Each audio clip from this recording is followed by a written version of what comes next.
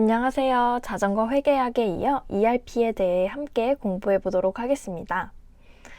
ERP 강의 이름이 FOSS인 이유는 공부 중간중간에 말씀드리도록 하겠습니다.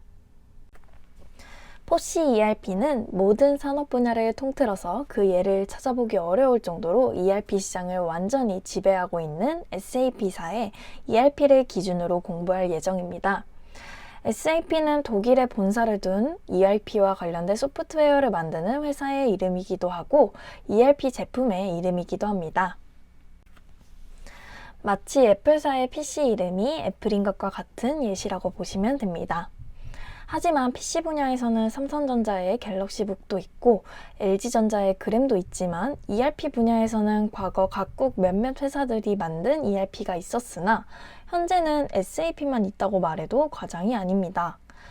한국에도 ERP 분야에서 몇몇 훌륭한 제품이 있지만 그 위치가 애플에 맞서는 갤럭시북이나 그램과 같은 위상은 아닙니다. 포털 서비스 분야에서 구글이 세계 시장을 독점하다시피 하고 있지만 한국에서는 네이버가 선전하고 있는 것을 생각해 봤을 때 ERP 분야에서는 조금 아쉬운 면이 있다고 생각됩니다.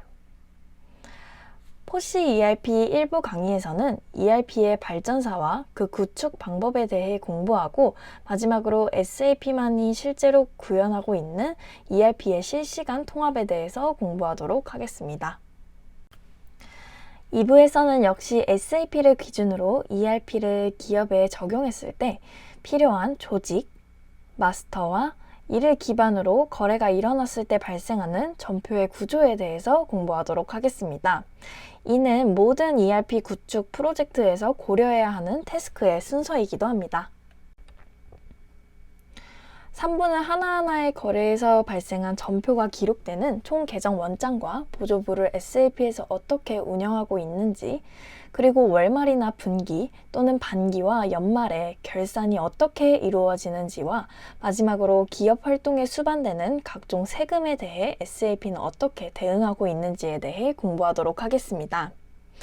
3부에서는 담고 있는 내용이 분량이 많기도 하고 슬라이드 한 장이 담고 있는 의미가 다소 어려운 것들이 있어서 FOSS를 시작하면서 한 개의 챕터로 소개를 하긴 하지만 여러 단락으로 나누어 공부할 예정입니다.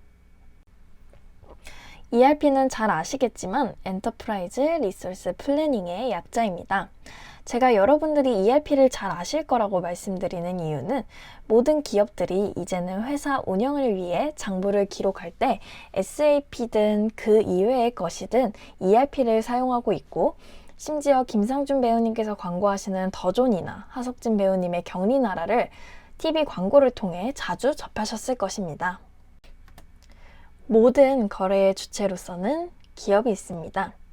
나중에 자세히 공부하겠지만 기업은 ERP에서 말하는 조직 중에서 아주 기본이 되는 단위입니다. 이 기업은 제품 생산에 투입할 원재료와 생산과 판매와 관리를 하기 위한 직원들이 있고 이러한 기업 활동을 하기 위해서 드는 비용이 있는데 이를 통틀어서 리소스라고 하겠습니다. 기업은 사서, 만들어서 파는 활동을 반복적으로 영위합니다. 포괄적인 개념에서 ERP란 전사적인 통합 자원 계획, 즉 기업 운영에 필요한 자원들의 수량과 값을 계획하여 현재 사업의 수익성을 확보하고 미래의 고수익 사업을 제시하는 시스템입니다.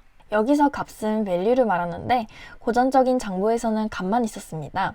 하지만 ERP에서는 값만 있는 것이 아니라 수량과 단가, 즉 퀀티티와 프라이스가 있게 됩니다. 즉 장부가 보다 디지털화되어 분해가 가능해진 것입니다. 여기에 꼭 P가 있어야 하고 이는 사용자가 플랜을 할 수 있도록 하는 기능입니다. 앞으로 계속 반복적으로 강조하겠지만 ERP라고 부르는 수많은 기업용 소프트웨어 중 오직 SAP만이 플랜을 제공하고 있습니다. 좁은 의미에서 ERP라 함은 전사의 과거 지원 사용 기록을 기반으로 한 원가 예측, 즉 플랜 프라이스를 제공하는 시스템이고 다시 말해 판매 시점에서 보다 정확한 원가를 제공하는 시스템입니다. 그 어떤 ERP도 판매 시점에 원가를 알아서 GM, 즉 그로스 마진, 한국말로는 매출 총이익을 제공하는 ERP는 없습니다. 보통 월말이 되어서 결산이 끝나고 나야 제조 원가가 나오고 그제서야 GM을 알 수 있게 되는 것인데, 비록 실제 GM과 차이는 있긴 하지만 판매 시점에 GM을 알 수 있다면 회사는 보다 유리한 입장에서 판매를 결정할 수 있을 것입니다. 삼성전자는 1995년 한국에서 최초로 SAP를 도입했습니다. 반도체 가격이 제 아무리 떨어져도 삼성전자는 유리한 입장에서 판매 전략을 세울 수 있었고, 그래서 1위의 기업이 될 수 있었습니다. 이것이 오늘날 전 세계뿐만 아니라 한국에서도 수많은 기업들이 SAP를 도입하고 있는 이유라고 생각합니다. ERP라는 개념이 나오기까지 물류라고 통칭하는 재고의 관점에서 그 발전사를 살펴보도록 하겠습니다. ERP 이전에는 MRP라는 개념이 있었는데, 이는 단지 미래에 필요한 수량을 계획하는 데서 출발한 것으로, 이어서 값, 즉 미래의 소요량에 미래에 계획된 단가를 곱해서 미래의 값을 예측하겠다는 개념의 ERP로 발전하게 된 것입니다. 생산을 하려면 자재가 필요한데 얼마만큼의 자재가 적정한 수량인지 알 필요가 있었고, 더 나아가서는 전반적인 기업 경영에 얼마만큼의 돈이 필요한지를 알 필요가 있었기에 플랜의 개념으로 계속 진화할 수 있었던 것입니다. MRP는 Material Requirement Planning의 약자이고, 여기서 Material은 곧 자재에 해당하는 것입니다. MRP가 사용되던 때는 1970년대입니다. 말 그대로 자재 소요 계획의 개념이고, 이를 지원하는 변변한 소프트웨어가 있었는지는 저도 잘 모르겠습니다. 다음으로 진화한 것이 MRP2입니다. 이때 M은 매터리얼이 아닌 매뉴팩처리얼로 범위가 확대되었습니다. 이는 1980년대에 소개된 개념으로 단지 원재료만이 아니라 생산에 필요한 다른 여러 가지 요소, 즉 인건비, 노무비 등의 제조 경비에 대한 플랜도 필요하다는 요구에 따라 발전된 개념입니다. 이 당시에도 소프트웨어, 즉 프로그램을 짜서 시스템을 갖추었겠지만, 현재 SAP와 같이 패키지라는 전문 소프트웨어 회사가 개발하여 상품화된 소프트웨어가 있었는지는 잘 모르겠습니다. 아마도 뒤에서 설명하는 것 같이 회사마다 요구사항들을 모아서 사용할 시스템을 디자인하고 포트와 같은 범용 프로그램 언어로 코딩한 후 테스트를 거쳐서 사용했으리라고 추측합니다. 이를 한마디로 패키지와 구분하여 인하우스 개발이라고 합니다. 드디어 ERP 시대가 열렸습니다. 1990년대 후반이라고 보여지는데, 이름은 전사적 통합 자원 계획입니다.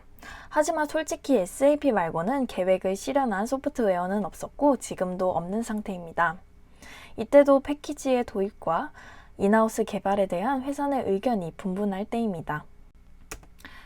초기에 MRP를 통해 적정 재고를 추구하였다가 자재가 오랫동안 창고에 쌓여 있어 폐기됨으로 발생하는 비용을 최소화하고자 하였습니다. 다음으로 MRP2를 통해 원재료비뿐만 아니라 최적의 제조 경비를 플랜하고 이를 달성하도록 노력함으로써 제품 제조 생산성의 향상을 도모하였습니다. 마지막으로 ERP는 제조 생산성뿐만 아니라 판매비도 최적화하고 그 외에 모든 기업 활동에 필요한 자원들을 최적화하여, 즉 가성비를 최대화하여 기업 전체의 생산성 향상을 이루기 위한 개념이 되었습니다.